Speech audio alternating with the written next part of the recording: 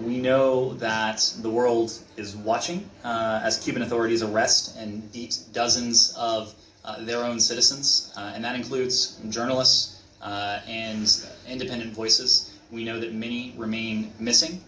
We join their families, Cuban human rights defenders, and people around the world in calling for the immediate release of those detained or missing, for merely demanding freedom by exercising what is a universal right to free assembly and free expression.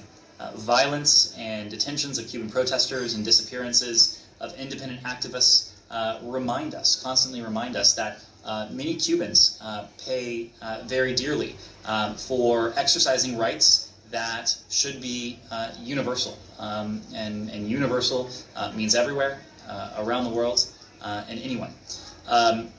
When it comes to the internet shutdowns, we spoke about this yesterday indeed, but we do condemn the use of partial or complete government-imposed internet shutdowns.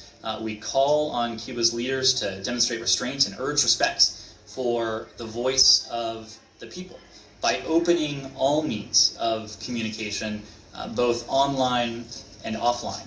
The abuse of journalists, of independent voices, the attempted suppression, including through technological means, of the voice of the Cuban people. This is not something that could ever silence or quell the legitimate aspirations of the Cuban people for freedom, for human rights, for what their own government has denied